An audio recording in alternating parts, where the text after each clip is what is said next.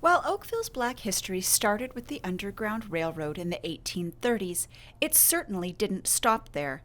The Black community has made notable contributions throughout history, including James Wesley Hill helping to make Oakville the strawberry capital of the Canadas.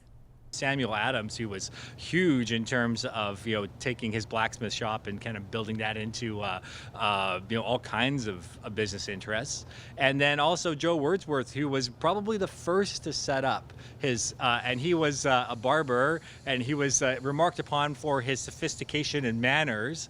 And there's a really unfortunate incident that we do know about him, where a group of local sailors got together and collected basically raided his barber shop and threw all his tools in the harbor into 16 Mile Creek. We do know that, and this is something that we actually do like to talk about, is that the story of people coming up through the Underground Railroad wasn't necessarily, they escaped this horrible situation in the U.S. and came to Canada where everything was wonderful.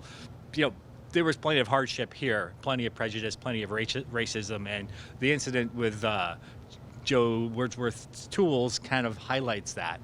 And I would think for everything that we have documented, there are many, many, many more incidents that we don't have documented. So I think it is important to point out that it's not such a simple story as the U.S. was terrible and we were great.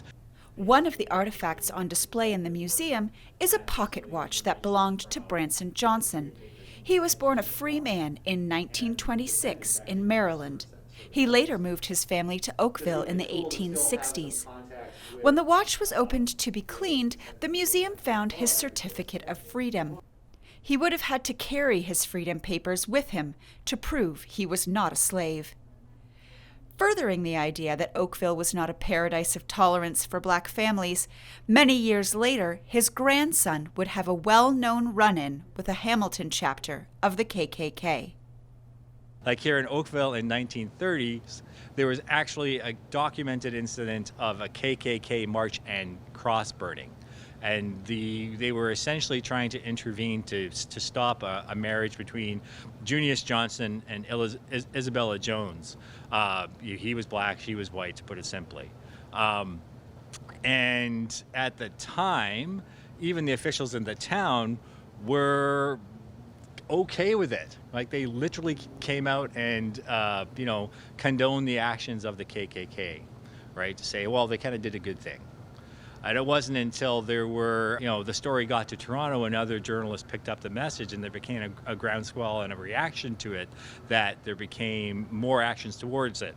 It actually ended up as a trial in court. There was a interesting conviction that came out of it. And long story short, Isabel and Junius did get married and did live together.